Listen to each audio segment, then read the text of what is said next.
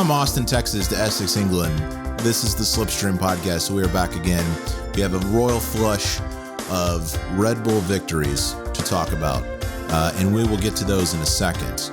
But I am your host, Andrew Dalton. With me once again, my man from across the pond, Mr. James Lingy Lingfield. How you doing, buddy? Not too bad, dude. How are you getting on? I'm just here. I turned off my fan and my air purifier. And so this is the first time I've sat in this room without circulating air, and I'm going to try not to break a sweat. So that's what I'm going to try to do right now. You just came back. You were watching a football game. There's football going on, and it's weird for me to say that means soccer because I'm in the state of Texas. Yeah. But you just did it. You did the thing.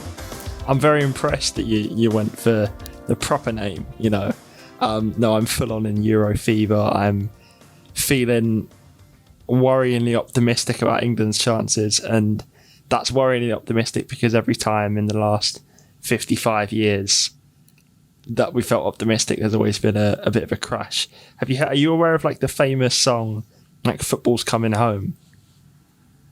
Oh no, not at all. So is that by the Beatles? It may as well be, but it's by two comedians. So we won the World Cup in 1966, and we haven't won anything since. And we had the European Championships was in England in 1996, and they put out this song called "Football's Coming Home."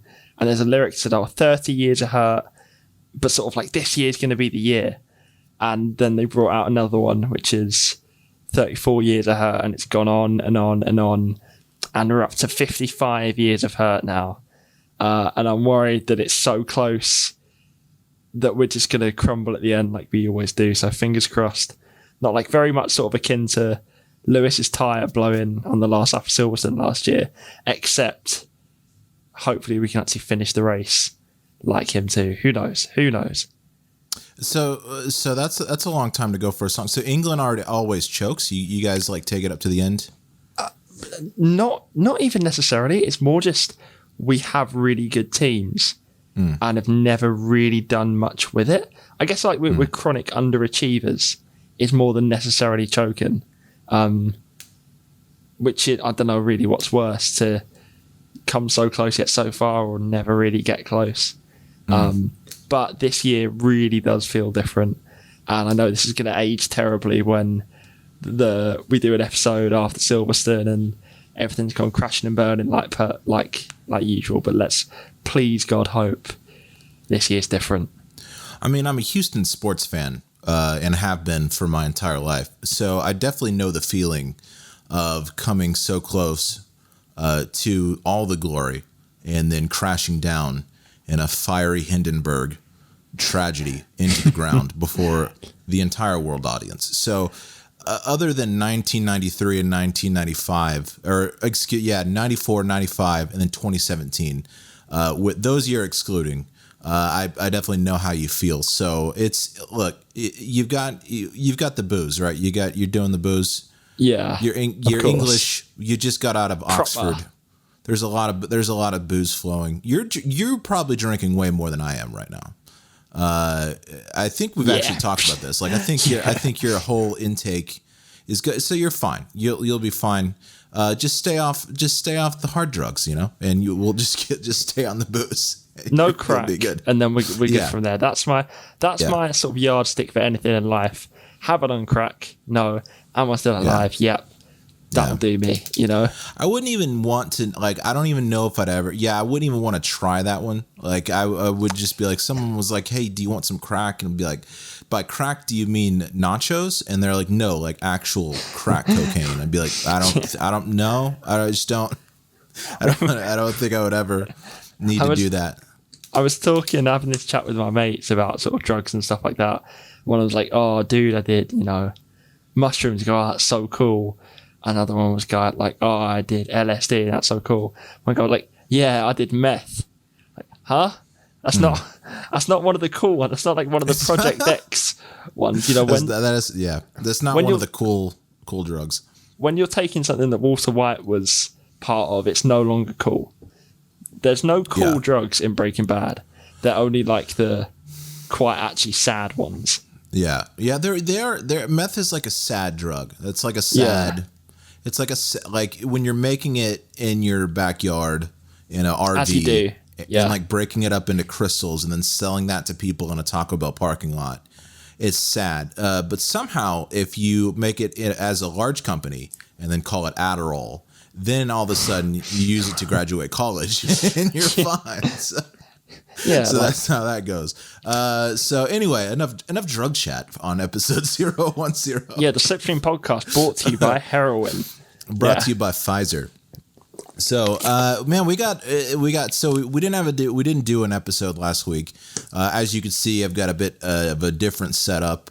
I'm not mad. I didn't magically change the room I was in. I actually moved across town. And, so I'm in my, so I'll have this set up for a couple of months and then I'm moving into an apartment. So I'm in kind of the interim room right now. The room I'm renting from a lovely friend of mine. And so I'll have this for a couple of months and then we'll go into an apartment. Then I'll have an all new setup. I'm not sure, James, if I should do the McLaren Aston Martin posters on this side, like on the window. What do you think? Aesthetically, what do you think? And also, if you're watching, comments, let me know what should I do, because I've got the McLaren and the Aston bad boys in their boxes in the frames. I don't know if I should put them up here, like to add to the accoutrement of the room. Yeah. The overall feng shui. So I'm not too sure. I've got my Astros hat. I've got my salt lamp. I've got my ball of yarn for my cat. My books. I don't know if I need some F1 posts. Maybe right there behind my head. What do you think? Yeah, I think if you took the Astro thing and put it sort of above where your head is, and then put the Aston Martin and the McLaren there, I think that could work. If it's not, if the sizes are right, Well, like do you mean put the Astros hat above my head, like as in on my head, like wear it? I mean, no, but why the hell not, man? Just wear all your merch. Just come make make a sandwich board out of your posters and wear that. Yeah, I'll just start wearing the posters like a sandwich board. Like I'm looking for a can you hear that? That's crazy. I'm getting a phone call in the middle of this. I'm getting a phone call and I thought it was like piping over to your audio. So anyway, no. Like I could wear the sandwich board posters like I'm looking for a job in the Great Depression, except I'm just really a fan of orange fast cars. But anyway, yeah, man, it's I got a new setup, or at least an interim setup, a little bit less echoey, so I'm cool with it. So yeah, no episode last week, which means we've got 2 races to talk about. I don't know how deep you want to go into the Styrian. I'm kind of glad they did it first so we could get out of the way, because I feel like Red Bull Ring, while you got to hand it to Liberty and the FIA and everyone for giving a race, getting us 2 races in this weekend to make up for, I guess, whatever they had to cancel. But it's the Red Bull Ring. I really just need 1 race at the Red Bull Ring. Yeah. But it was interesting to see Pirelli switch the compounds back and forth. But it was still a little confusing because you had a lot of cars going long on the mediums this weekend, and the mediums this weekend were last weekend's softs. So it's like, why didn't they just run long on the softs last weekend is what I kept thinking about. Or are the compounds so soft that the 2 hardest for this weekend are still drivable, are still prime race tires, and they just didn't need to go to the softs again, or didn't need, they're just so soft that the softs last weekend just weren't viable. It was just kind of confusing, you know what I'm saying? Well, it goes back to that thing we were talking about last episode about soft tires. I think even though, yes, last week's soft were this week's mediums, I think in general, just the teams would take the consistency of a harder compound almost all the time over the speed of a softer tire. Because, how much, for how long is a softer tire going to be faster? 10 laps into a stint, and that gives you no flexibility in terms of strategy. I think teams will almost always go for the harder compound, which is a shame. But having said that, I think this week's race was so much better than last week's. I think F1 benefits when the tyres are softer. I think degradation adds a lot more into the strategy game and into the tyre management game, where if you've just got hard compound, it's a medium hard race every race. I think that variety in strategy that softer tyres gives you adds so much to a race. So much. Oh, no doubt. No doubt. It adds a lot of uncertainty. I've been watching the 2012 season. I'll touch on this later when we talk about Red Bull, but I've been watching the 2012 season and just on F1 TV, which, by the way, if you get the app for Roku TV, it's amazing because it's just right there. You don't have to watch it on a browser. So good. Highly recommend it. But I was watching a few races and I've gone through Hungary and Spa and things like that. And I'm up to Italy at this point. So I got to watch Italy tonight. But dude, they're having every race is like a definite two-stopper. Like every race is like a guaranteed two-stopper for 2012. They only had 2 compounds available for each race, and I'm kind of wishing that Pirelli would go back to something like that, where it's like, you've got 2 compounds for each race, make it work. And I don't know if it was the way that those 2012 chassis were designed or whatever, but I saw 2 stoppers. I've seen 3 stoppers in some of these races where like I saw a race just now, Raikkonen just went like a 3 stopper at Spa, and you're just like, what? Okay, what is going on? I kind of want to see stuff like that. I don't like per se. I don't know if we need to see the 1 stop all the time. If you have a 2 stopper, to me, that's more interesting, to where your tires aren't lasting as long, and you got to make a 2 stop. How do you make the 2 stop work, and like make all of them be a 2 stop? Yeah. And a spoiler alert, if you don't know, I think that's the season actually that Alonso in either Spain or Europe wins with a 4-stop strategy. But what? Yeah. Like, could you imagine that nowadays? You'd be like 40. You'd be 19th because there's no way Mazepin beat someone. You'd be 42nd. You'd actually just be 40. You'd be P42. You'd be in F2. So far behind. Yeah. You'd be like so far. You'd be behind Mazepin. They'd be like, well, we got to make a new place up for this person because they're actually 5 laps behind everyone else. That'd probably be close. 4 stops. I watched Valencia. It was all right. It was okay, but you kind of see why that track isn't around anymore. Yeah. But we'll get to that in a second because I kind of want to talk about 2012 because it's a really interesting season. But for now, let's talk about Red Bull and let's talk about 5 wins in a row. 1 for Sergio Perez, and then 4 for, of course, Max Verstappen, smoking a pancake. And so it was that Dutch guy from Austin Powers. He was just like smoking a crepe. I know the guy you mean. Yeah. Yeah. But I just think of him every time I watch Max Verstappen, which is just so American to be like, oh, a Dutch guy, Austin Powers. So, all Europeans are the same. Yeah. Yeah. Just me over here in Texas, like, oh, Max Verstappen's probably related to the guy from Austin Powers. So, no. But, man, 5 in a row. You love to see it. I wanted to touch on real quick, and we'll talk about the performances in the race in a second, but Lewis Hamilton, is like, I feel like, hey man, stop being so down on your team, because he's really humble and gracious when he's winning. And I've noticed this thing when he's losing where he's just like, I don't know, he's just kind of like giving up. And it's like, dude, so you've had a stretch of a few races where you don't have the absolute fastest spaceship and you're not winning by 20 seconds and you're actually having a competitive season, and you act like somebody just punched your mother in the face. Like yeah. It's okay, man. Like, you're Lewis Hamilton. You literally have the coolest private jet on the face of this earth. It's going to be okay. I guess he's really competitive, but at the same time, it's like, hey man, maybe try to be like gracious in losing too, because you can see, it's like he's holding back tears. And it's just like, come on, man. You gotta complain all the time, I think for him, a lot of it is helplessness. It's not like, I think a race like France, maybe, he maybe could have won that. I'm not saying like he choked it or anything, Max deserved the win. Yeah. But especially the Red Bull Ring, there seemed like such a pace differential. And I think it's sort of setting in that he can't do anything about it. And I think that's tougher for him to take because when he has made mistakes this season, and he has made his fair share of mistakes, I mean, obviously Baku, Imola, when he went straight into the barrier, he's been quite open, sorry guys, this on me, I'm really sorry. But he's been much worse dealing with those results that are landslides, because I don't think he really did anything wrong over any of the weekends. I think maybe with the exception of the floor damage last week, when you could say, well, he ran wide, I guess that's on him.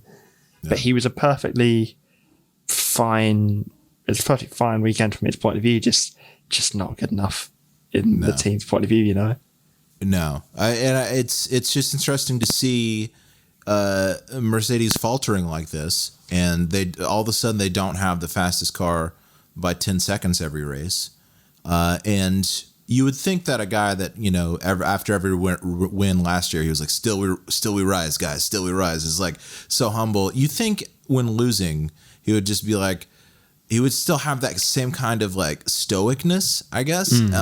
But here's the deal. I don't know how tough that is to be up there for so long and then to like all of a sudden not have it. So it's not like I'm sitting here trying to armchair quarterback or anything like that. It just, from a fan's point of view, you're just kind of like, hey man, suck it up a little bit. It's just like, stop. What do you like? Like, it just seems kind of like I don't know what the right word is. It just seems kind of like a sore loser a little bit. Like he's just really, but he did have some good. Did you hear when Norris passed him and had that overtake, and he was like, oh man, Lando Norris is such a great driver. You're like, whoa, I haven't even heard anybody say that like on the radio before. So that was really cool. But I don't know, man. I guess I kind of have a thing about divas in sports, and Lewis Hamilton is the diva of F1. And I don't know if it's the combination of like his post-race interviews and like seeing him wearing like whatever, like just looking like he's like entering the paddock looking like a Zoolander fashion show. And like all this stuff. He really does, yeah. And it's just like, hey man, I don't know. It just seems kind of like just race, dude. And when you lose, like, like just try not to like, it seems like he like wants to low key blame the team, and it's like, hey man, like I don't know what you're. I don't know. It just, I'm gonna try not to say I don't know anymore, but like it just kind of strikes me as odd. It's funny, man. It's just funny. Divas in sports are funny. You got 7 world titles under your belt. You'll be okay. Yeah, but I feel like in his defense, I don't know any sport with as many divas as F1. That's true. I'm struggling to think of people you wouldn't call divas. Maybe like Latifi, because the guy's basically like a taxi driver, just a faster taxi driver. Yeah, like that's true. He has nothing to be a diva about, Did you call him a fast taxi driver? That's funny. He's essentially. I mean, he's the guy. If he wouldn't have raced for the last 3 years, I don't think anyone would have realized. Really. Yeah.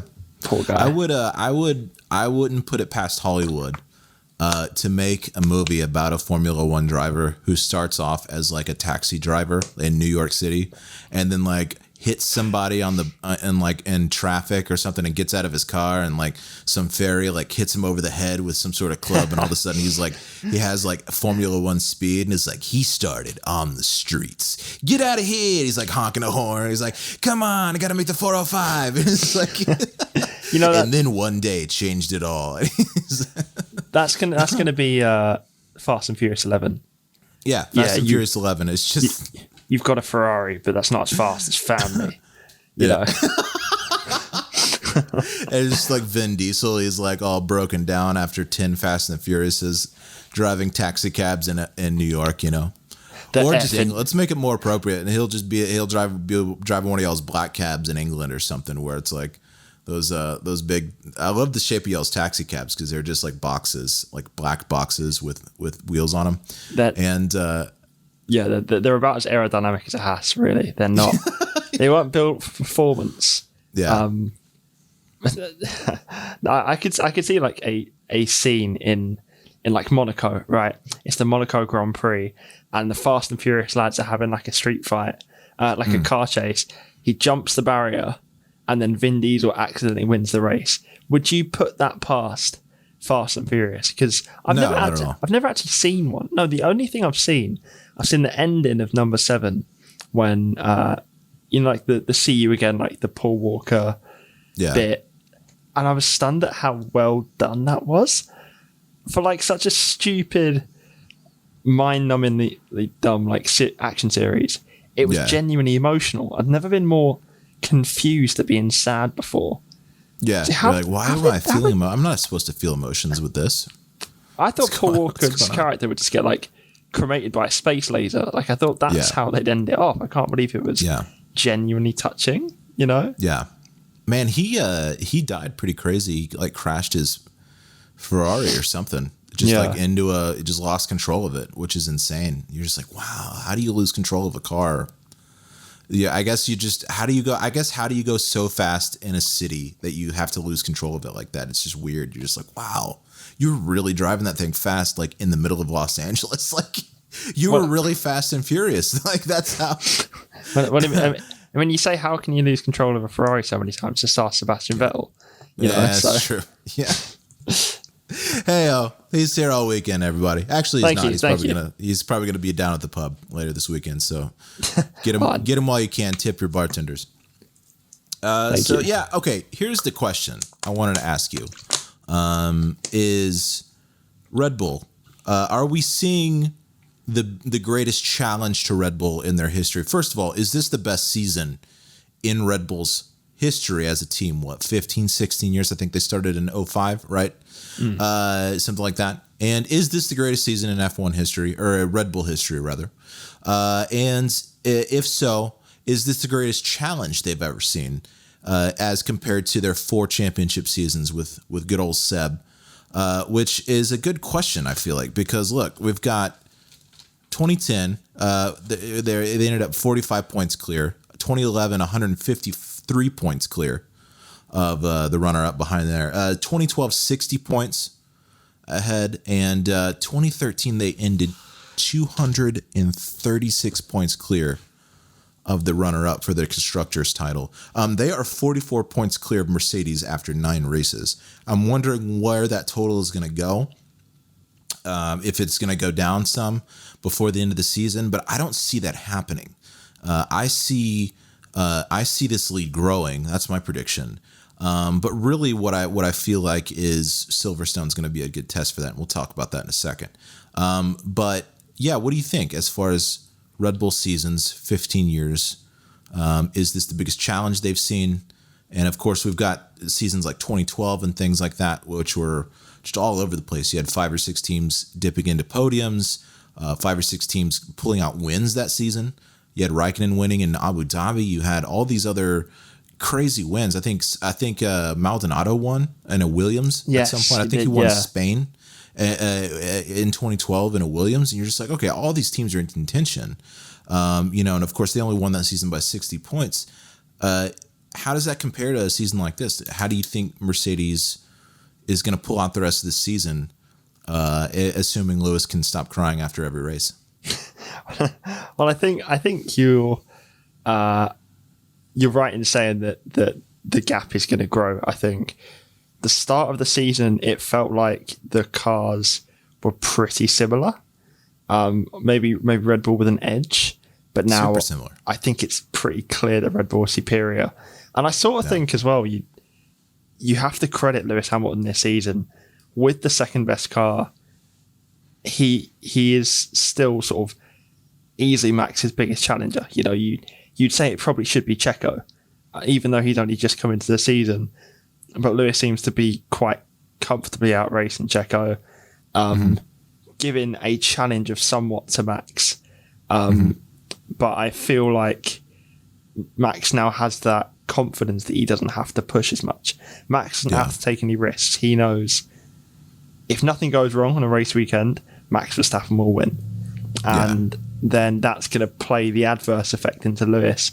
I mean, he has to push that bit harder, try those risky strategies, try those risky setups. And it's something Lewis isn't used to doing. And I think it could well end up as the most dominant Red Bull constructors Yeah. title. Having said that, though, Toto was saying that Mercedes are planning on bringing some upgrades to Silverstone. They're historically very good around Silverstone. Obviously, Lewis and the home crowd will really want to get behind him. I think this is an absolutely pivotal weekend for Mercedes. I think they need a win and quite possibly a 1-2, because it feels like the title is starting to get away from them. And if they make it, a sixth Red Bull victory in a row, that's seeming pretty unassailable. For the first time in watching F1, I want Mercedes to win this weekend. I want a Lewis Hamilton win this weekend. I know. You mean next weekend? Yeah, next weekend. Yeah. You mean that next weekend? You want Mercedes to win? I want a Mercedes win because you got to get why?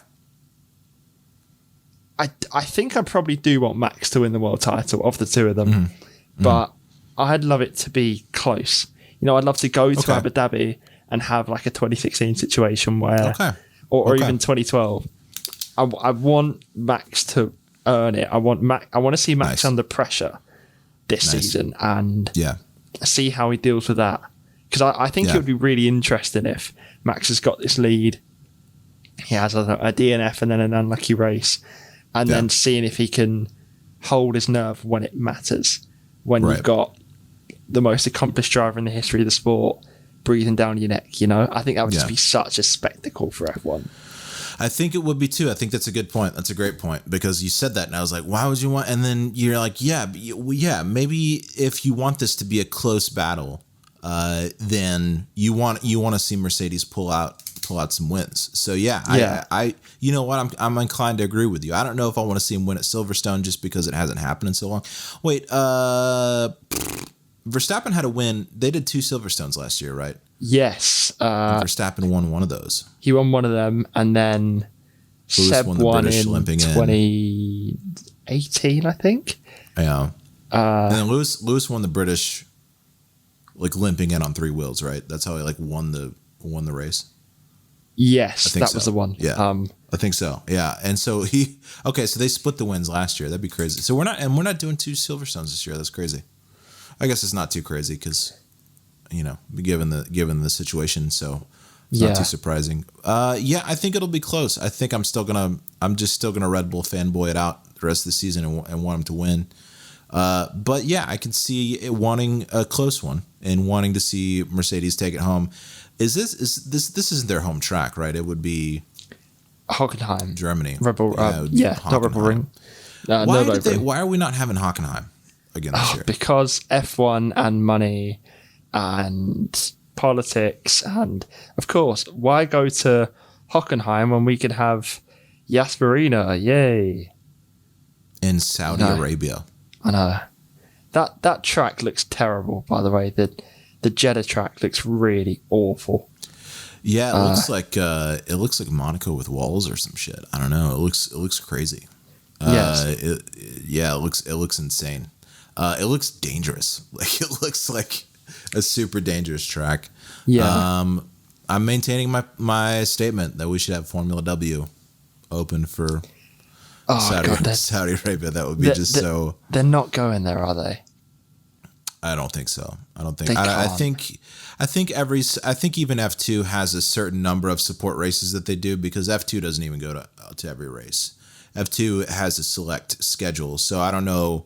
I don't know how they determine all of it, but I don't know. I don't think they're going to go to Saudi Arabia, which it would be hilarious. Side note: I looked into, because I saw an interesting graphic on Twitter, and I don't know if we thought to, I'm not sure if I retweeted it or not, and maybe I saw it from my personal account, but F2, it was showing, what was it showing? It was showing pole positions around the Red Bull Ring for Red Bull F1, which was like 103 point something for Verstappen this weekend. F3 was somewhere in the 100, like minute 18. And then the Formula W car, same chassis as F3, somewhere around the like minute 26, minute 28 mark for pole position for the Formula W race, which got me thinking about how different those series are as far as equipment. It turns out same chassis as F3, but the engines are more similar to like F4 spec, which was interesting to me. So just how that all plays out, how Formula W plays out as a feeder series in general, is interesting to me. And how they play it out. I don't know why they just don't like because to me it's like a car. I could see certain differences, there's obviously a reason why you have men and women's sports and like biological differences and things like that, and the performance levels are just, you just kind of need the two. But like with a car, it's just like, it's a car. You drive a car. I don't think, as far as like the talented women pool, the top talent in there is like if you take the cream of the crop, I don't know what's different there as far as that goes. So that it's just kind of different to me, or interesting rather. It's an interesting thing to me. Well, it's sort of the history of like female motorsport is really interesting. There's been a few female F1 drivers, but they've never really been successful. Really? I think there's one in the 80s or 90s, I think, that scored points. Yeah. And there was actually, I don't watch a lot of it, but I was watching a guy called Josh Revel on YouTube. If shout out if you see this, I think it's very I know Josh. Do. Yeah, I've entered a few of his contests. I don't know him personally. We're not friends, but I like the channel. And he did a video on Michelle Mouton, who female rally driver who should have won the world title.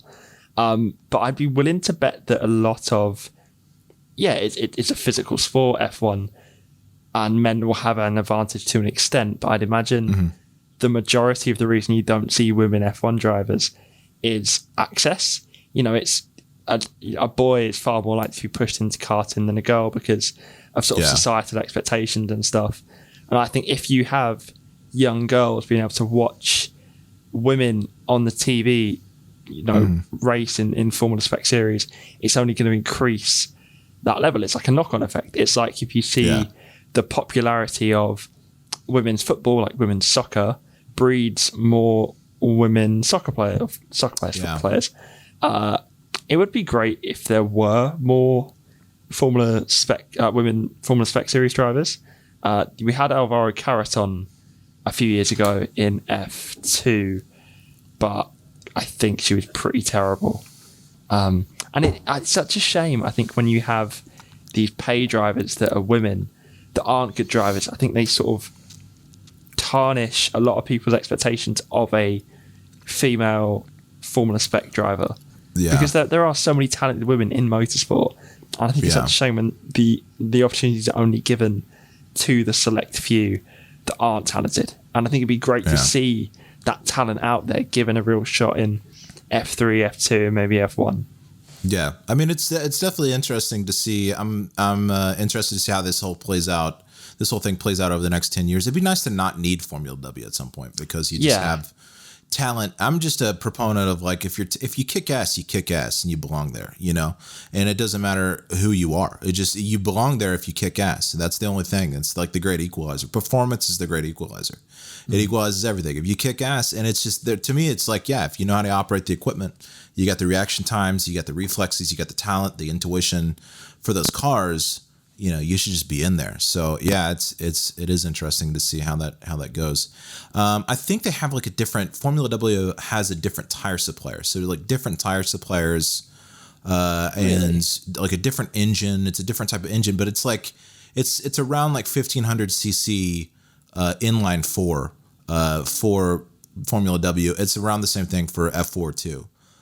So it's around, you get like an inline four engine and like a certain chassis for F4, but I think the F4 chassis is different. But as far as the guts, it's about the same as an F4 spec series. Which, dude, I've looked a lot at F4 spec. Like, how long could I Here's the deal. I'm on a career path right now where I probably am going to be making some decent money within the next few years, and I'd be lying to you if I didn't look at like formula racing school classes and like skip classes.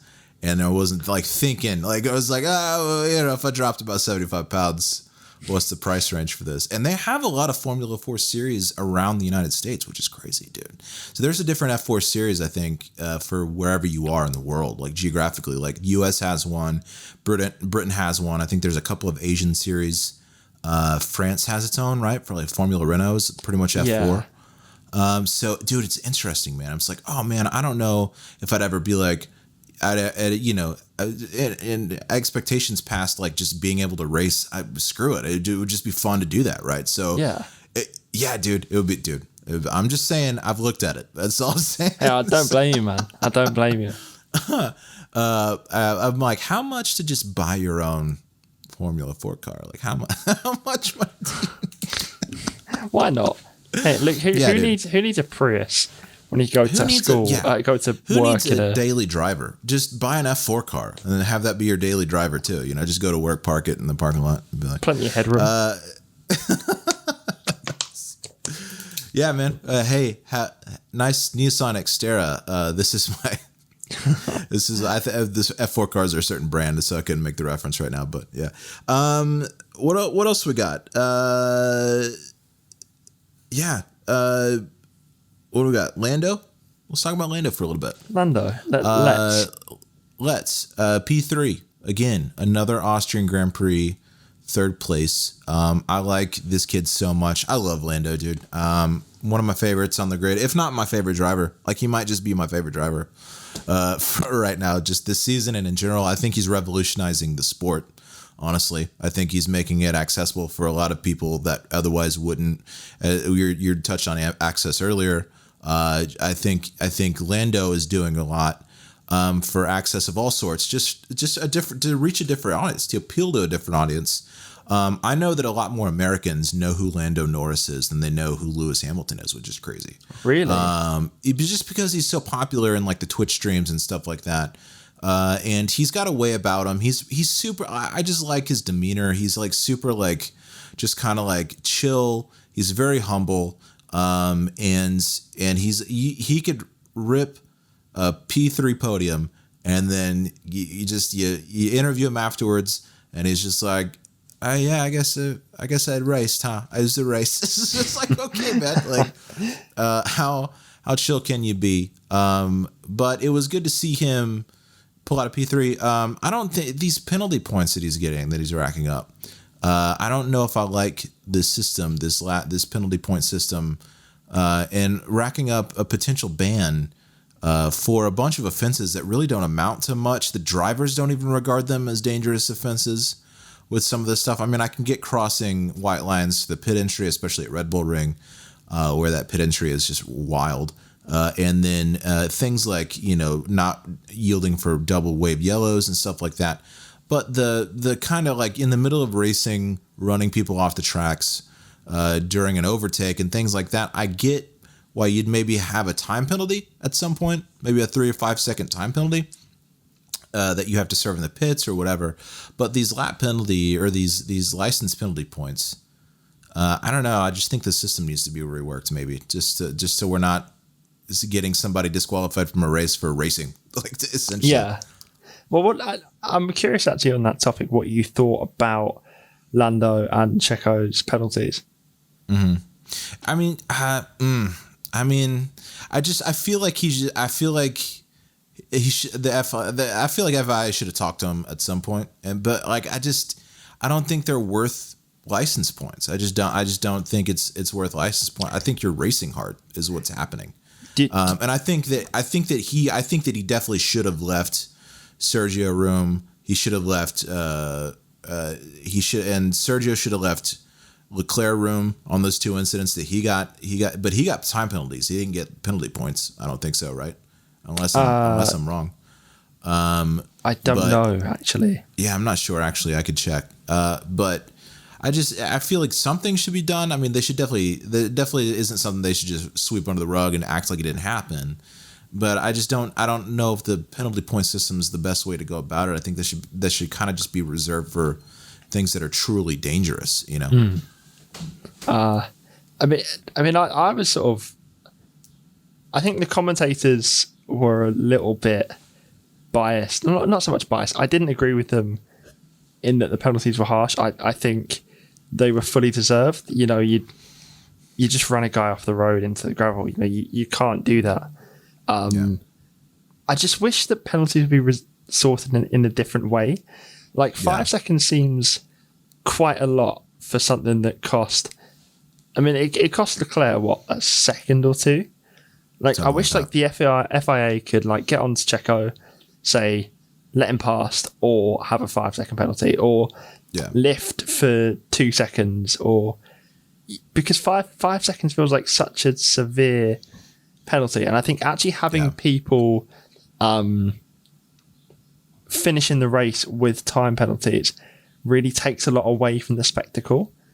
I don't know how feasible this would be, but I don't know if you play GT Sport, if you do something like hit a guy off the track or cut a corner, you're given a slowdown penalty during the race. So you sort of pull off to the side, you're forced to decelerate for half a second or whatever, and then you serve your penalty, you get back to the race. And that preserves wheel-to-wheel race, and that preserves the battle for the position on track. Like you think of when I think Leclerc and Ricciardo and Sainz were trying to catch Perez's 10-second penalty. That was no spectacle. You know, you're just watching the numbers on the screen. Where if Checo would have been 10 seconds further back, you're watching an on-track duel, and that would have been so much better for the spectator. I wish there was a way we could do that and still keep it fair. I mean, solve the problem and keep it fair, and also acknowledge when things on track get a little too heated. There's some, and the Checkered Flag talked about this weekend with Jolyon Palmer. I don't know if you watched or listened to that at all. Seen bits of it. Oh yeah, I love it. I think it's a BBC podcast, and that's the first one I listened to after the races, just to get a good recap of what goes on. And sometimes they have takes where I'm like, yeah, that's cool. So, but Jolyon was talking about, you know, dole out the license points the same, but we just need more consistent stewardship across the board. I didn't know that we don't have the same stewards for every race, and it feels like we could. Really? Football, soccer things, you have different referees, but at the same time, typically there's not a lot of room for like them refereeing differently. You don't see a lot of inconsistency, I feel like, at least, and tell me if I'm wrong, with the referees. Typically, it's not like you know them by name. You're like, this guy, you know, it's just like, so I don't know. How is it actually with football, with English football? Is it? I think it's sort of, I mean, like the rules of football are a lot more subjective, I think, than Formula One. So what you more ask for, obviously, if every game was exactly the same, that would be really good. But they've tried to bring in rules to make it consistent, and it's almost made it worse. So like the rule of, I'm getting technical now, I'm sure you've heard of like handball in football. You think that if the ball hits your hand, it's handball. But there's lots of instances where it isn't. And they try to make where it's like not fair. Like if someone purposely kicks the ball at your hand, that's not fair. But in football, each referee will differ slightly, and it's up to the players to sort of understand what a referee on that day will call as a foul. I think with football, you just want the ref to be consistent across the match. Yeah. You know, so the same thing that's a foul for team A, the same thing that's a foul for team B. You know, the variation can matter, can change a bit. Yeah, what's interesting is, and also you can't have the same referees for football games because it's a physical. They're literally running around, of course, a soccer pitch, right? So it's like they're exhausted. It's like not like you can have them do whatever. But with the race steward, they're sitting in an office.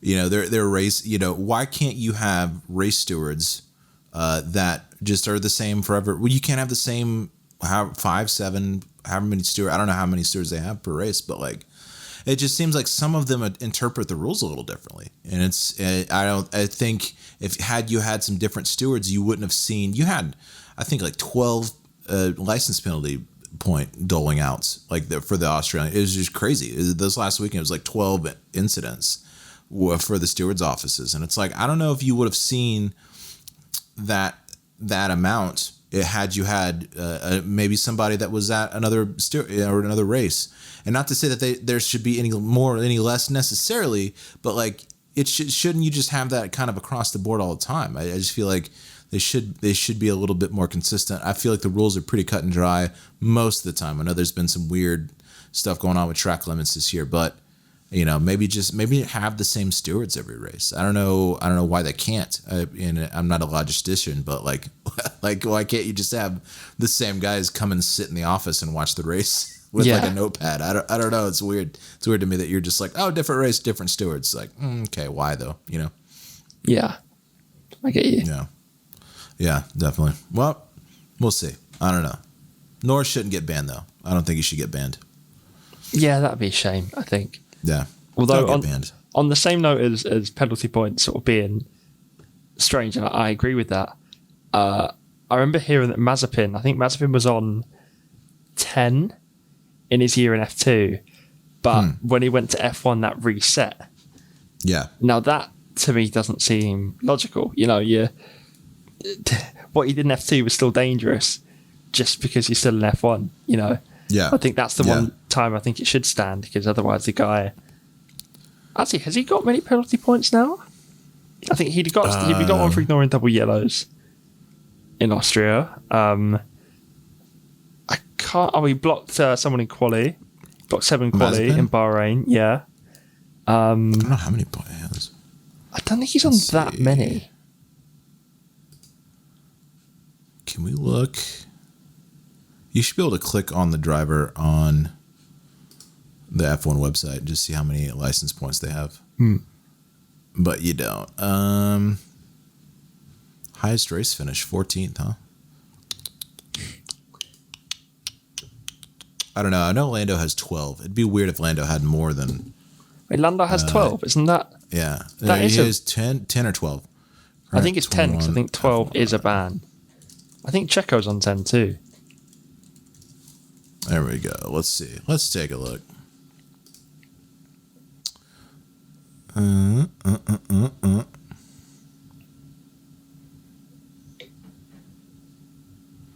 Okay, so Lando's got 10 so far.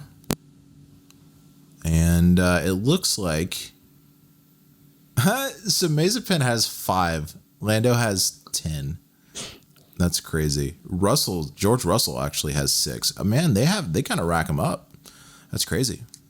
But Lando's definitely the leader right now. Is the most. Remember that the rest are over a calendar year. Mazepin is in 8 races. The guy's done well to get that high already. Oh, wow. So this is over a calendar year. Not that it doesn't reset every season. It's for over a calendar year for everyone apart from the rookies, because I think it resets. Interesting. It resets when you join a new spec series. Oh, so yes. Which I don't really get. Beautiful. This is beautiful. This means Mazepin is going to get disqualified at some point this season. And surely. When we do, I'm going to have a White Russian. That's what I'm going to drink. I'm going to drink a White Russian as Mazepin is disqualified. And I'm going to be like, this is the most beautiful day. Today is the greatest. You're going to drink a White Russian for a White Russian. I'm going to drink a White Russian. I'm going to sing Smashing Pumpkins today.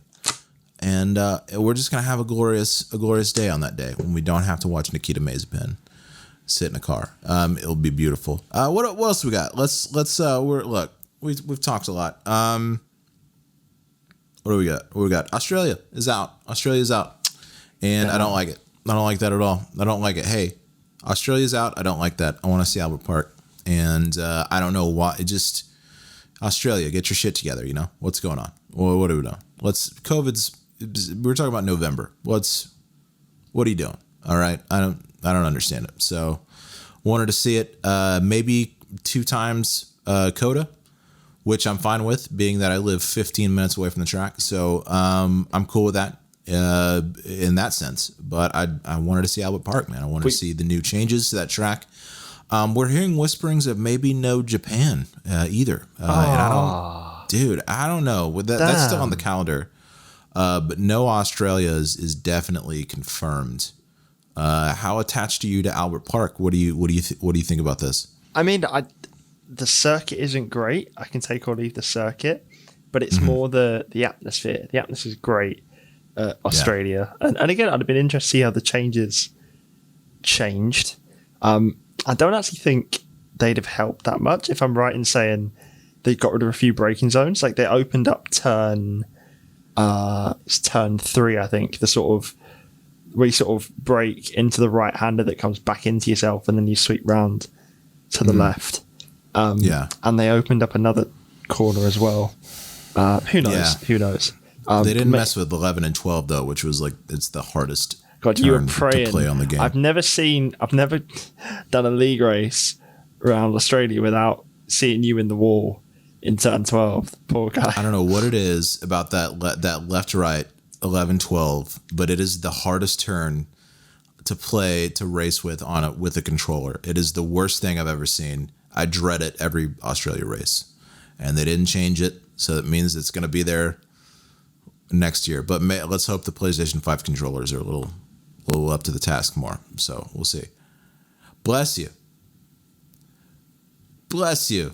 I'm going to replace those 2 sneezes. Since you muted, I'm going to actually replace those with some farts. So yeah, very mature. Some good juicy farts. Yeah. And because we're all about seriousness and maturity here. Yes, of course. On the Slipstream podcast, episode 010. Look, Australia, apparently the Victorian government down there in Australia, I've heard numerous things from the different Australians across leagues, and they never have anything good to say about that government. Now, albeit, I don't think any country's citizens has anything good to say about just their government in general. People are like, how do you feel about your government? It's not like I'm going to have good things to say. Like, well, they're okay on Thursdays. You know, our government's okay on Thursdays and Saturdays. They're good. No, everybody hates us. So I don't know how indicative that actually is of what's going on. But it's a shame. Would have liked to see that circuit, but we'll see it next year. The cool thing about it being in November and it being canceled for November is that it still should be the season opener, I guess, for 2022. Which is cool. Which it's not like we'll have to wait another year for it. So they'll be starting the season, hopefully in 2022 with that. So we'll get to see it soon, if not in November, if not around Thanksgiving. So, but yeah, man. Here's something I wanted to ask you. Do you think this is Kimi Räikkönen's last season in Formula One? It's got to be, hasn't it? It's got to be. I mean, the guy doesn't even seem like he's having fun. I know he's never looked like he's having fun. To be fair, he won when his radio when he won the championship in 2007. It's like, yes, guys, thank you so much, and that's it. Okay, that was it. That was pretty much it. That was it. But surely it's his last year. And then, Kimi, how do you feel about that race? Well, I race and I was in a car and the car drove forward and I race. It's like, okay, well, thank you. I wonder what his wedding speech was. Yes, my wife is here and she is nice and we are getting married. Well, that's it. I love my wife. Marriage. Those are his vows. Kimi Räikkönen's wedding vows. Yes, I love my wife. Thank you. Marriage. Okay. All right. Thank you, Kimi Räikkönen. Yeah. Oh, and he just offs. He just has like a grunt. He now has, like when your dad starts getting old and he like grunts when he sits on the sofa. Like, Kimi makes those noises in the car. He makes old man grunt noises. I saw a video actually. I was joking there, but it was in free practice, and he was in the garage for about 5 minutes. He fell asleep. Yeah, he fell asleep sitting in the garage in the car. Like he did. That's about as old man as you can get. You know. He did. He's the old man now. He's making sloppy moves. That bump into Seb was weird. Yeah, because it's not like he didn't see him right there, and he just kind of kept on going. I don't know. I don't know. It just seems like a weird mistake for one of those stone cold, coldest drivers in the sport to make. He just he literally is Iceman. Like he doesn't make mistakes like that. You would just think I don't know. And again, this is a little bit of armchair quarterbacking because it's like, I don't know what it's like to race a full Grand Prix and sitting in that car, you're probably exhausted. But I don't know. And he's made other sloppy kind of mistakes. He had a run in with Russell, I think, Sunday at some point. But it's just weird. It was weird to see that. And it's been weird to see some of these sloppy mistakes. I just think he's had a great career. He's had an amazing career. He's Hall of Fame. He's a guy that you'll remember for the rest of your life as far as the sport goes. So, it's definitely, I think it's definitely time. I think Ferrari is he the Ferrari or the Sauber seat? Sorry, how do you mean? Raikkonen. I think Raikkonen might be the Sauber seat. Raikkonen, Sauber seat. Let's Google it. Yeah. Sorry, how do you mean? Like, so Raikkonen's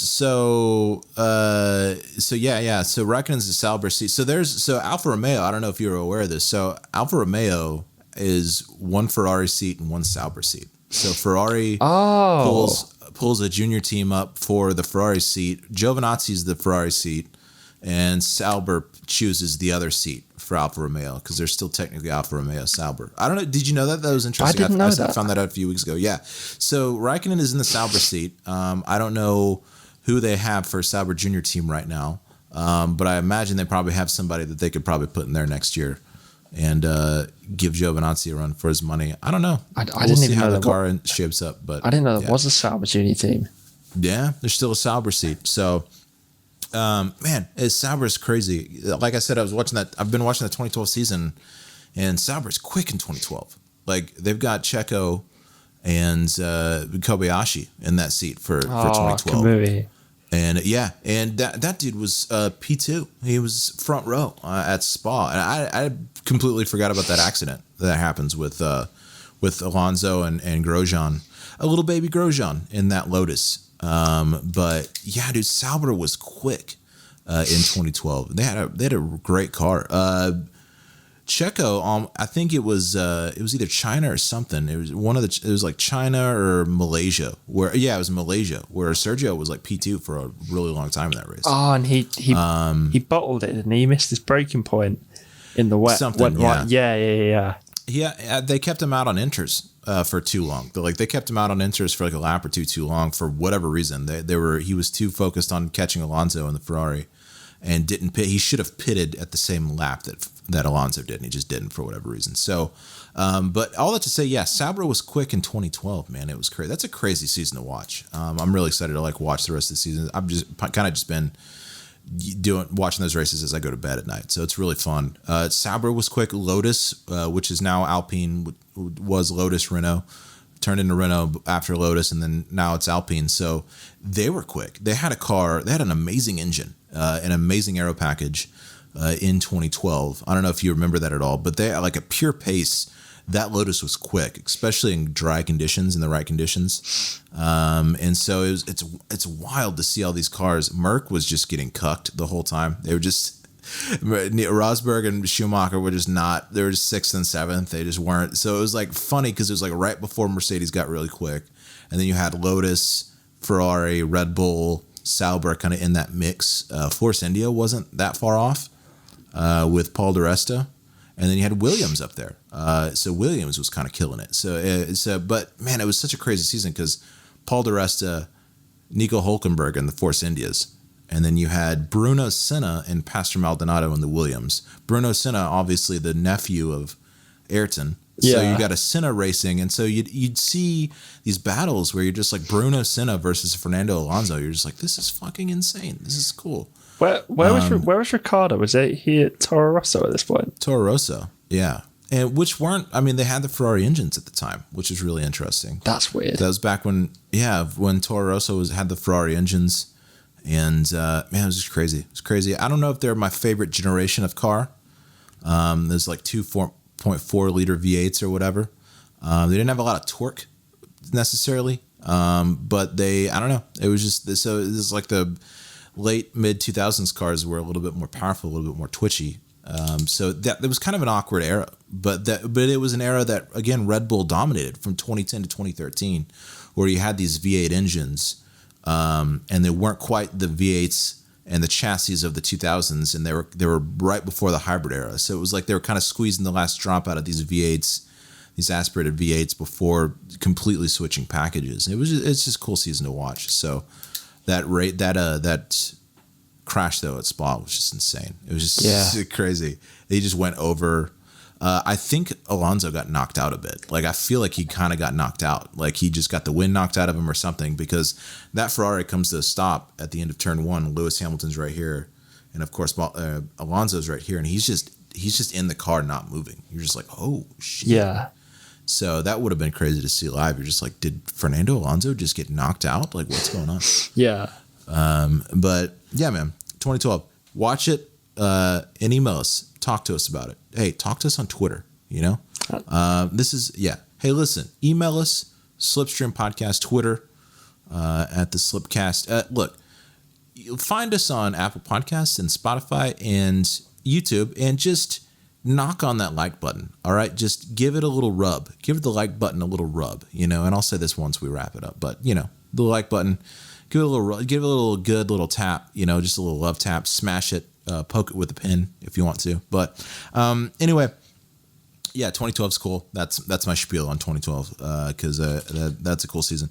Let's wrap it up. Let's talk about MWF1 real quick. We'll go over the Hungary results, but first, the week before, the week of the Steering Grand Prix, you did a little D2 reserving with me there. That was fun. Yeah, man, that was a lot of fun. That was a lot of fun. Yeah. You almost took the win. You actually reserved and almost won the race, but you lost it by 0.8 seconds. And it's I don't like that. 0.08 seconds. 0.08. Okay, so 0.08 thousandths. Yeah. Cool. 800ths of a second. You lost that race by 800ths of a second, dude. I know. You had a crazy strategy. Yeah, it was just like medium soft full send. Just about worked. I think I was lucky there was a safety car, but I pulled. I had a 3-second penalty, and I was okay. I was about 3.5 out ahead, and there was a safety car. I had 3 laps in. It was still dry conditions, but it was getting wet to pull 3 seconds. I made a mistake into I think it was turn 7, the first like downhill right-hander, and it cost me about 3/10, and that was my race. Oh man, gutted, but I had a lot of fun still. So shout out the shout out Fuselim, if you listen to this, good win, man. Yeah, man, that was good. That guy's on fire. That was crazy. You did that race at like 2:30 a.m. your time too. It was. I can't even imagine being up at 2:30 a.m. anymore. So I don't even know how you did that. So thanks. Cheers. Yeah, that was fun. Jumped the start at the end after the safety car and just pulled a Magello and completely just ruined my. Probably could have pulled out like a P12, P11, P10, but what fun is that when you could just ram into the back of everyone? Exactly, dude. on the restart and then just retire in the pits. So that's how that went. Hungary round, I believe this was round 10 last Thursday. We've got some cool results for you. I like Hungary. I think it's a fun track to drive in the game. It's not a lot of people's favorites. I know Hotspot, if he's listening, he doesn't like the chicane there. He had some spicy hot takes for Hungary in the D2 broadcast, but I like it. It's a good, especially with a wheel setup. I feel like that's going to be a fun one to do with a wheel, just because it's just kind of middle of the road, which is I guess why not a lot of people like it. But it's a high downforce. It's going to test your ability to turn into corners and go through like mid gear corners and things like that. So if that's not your jam, you might not like it. I like the track. And let's talk about the results here. D4, we got 1, 2, and 3. We got Tiger NASCAR and pulling out the win there for D4. JJB 29 D2 or P2 rather for D4, and P3 Dead Text Message for P3 there in Division 4. Hey, Dead Text Message. Like your name because it reminds me of every time I try to text anyone that's not a man. So I just the text messages. Andrew's mum, pick up, dude. Yeah. No, she's the only woman that texts me back on time. That's it. Everybody else is like, nah, I don't know. Yeah, that's funny. So your mum texts me back too. That's really funny, actually. Oh, God, and there we go. Is that the first your mum? Did it take 10 episodes? Oh, did it take 10 episodes for you to come in hot with your mom jokes, dude? Because so you just mature. did it, and I don't know how I feel about that. Quite frankly, nah, it's fine. You're good. Hey, good one. All right, Thank you. You're now the comedian of this podcast, Mrs. Dalton. I'm really sorry. I'm sure you're a lovely woman. I am sorry. Take that back. She is. She's not watching this at all, so it's fine. You good to know. Yeah. Mom does not watch my Formula One podcast. D3, Houdini 1313 pulling out the win for Division 3. A wild Maida. Am I saying that right? I'm not sure if I'm saying that right, but D2 or P2 rather, can't talk. And P3 Pork Chops D3. Hey man, you started D1. I'm calling out Pork Chops right now. All right, you started D1 this season. Now you're down in D3, just like pulling out podiums. What's going on, man? You should look. You can only qualify on the hard tires for the rest of the season. Okay, we don't need to see you down there just pulling out podiums when you started D1 earlier this season. We know what's going on. All right, so Pork Chops, quit your shit. All right, that's what I'm saying. D2 Fuel Sam pulling out another win at Hungary, which nice. This guy's just going off. Uncle Ben's Rice and Haytight rounding out the podium for D2. Shout out to Haytight for making sure that we're actually doing something in the constructors while I chill down there in like P10 land. So thanks, man. D1 Mystic Joker pulling out the win once again with P2 Matt Rosie and P3 F1 Gin it to win it. So that's the week 10 results for MW F1. We got a 5th division coming out this new season. So when we start the new season with a new game, we got 5 divisions. So I guess Division 5 is just for like all the grandmas and uncles playing. So like if there are any grandmas and uncles just playing the game, like not sure what's going on, they like drive into the walls and backwards. I guess that this division's for you. So this is the mom division of MWF1 will be D5. So we'll do that. I'm kidding. I'm sure there's some lovely drivers. Mom West F1 League. I like it. Yeah, Mom West. D5 is Mom West F1 League. It's just a bunch of moms. And they race and they do a book club afterwards. So I like that. So yeah, I do. I like that too. That's wholesome. I like it. It's a good wholesome plan. Let's wrap it up, man. You got anything else you want to talk about? Not really. I'm excited for my home race. I'm excited for the British crowd back in full capacity. Yeah, dude, full capacity and sprint races as well. I think we'll talk about that, I guess, more. Yeah.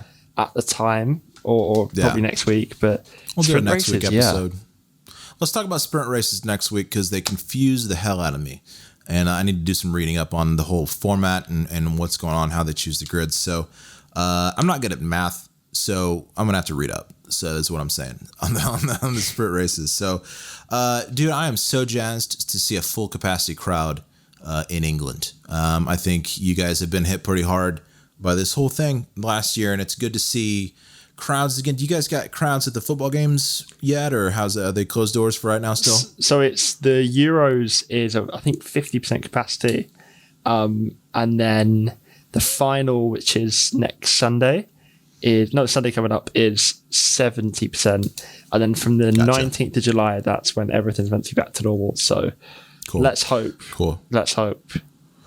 Yeah. Let's hope, man. I'm just so tired, dude. Let's go. I say this every episode. Let's go, man. But I love to see crowds. I'm jazzed to see a crowd at Silverstone, so that's going to be beautiful.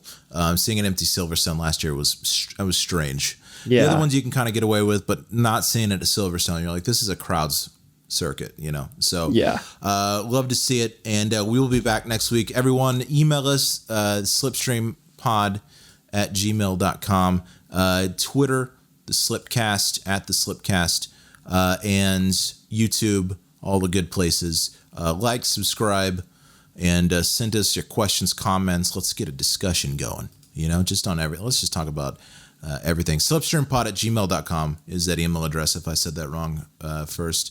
And James, I will see you next week for, I guess, our midweek, our break week Yeah. podcast. We'll talk about sprint races and some other things. And thanks for doing it again. Take care, dude. Pleasure as always. All right, everyone. This has been the Slipstream Podcast, and until we see you next time, keep pushing.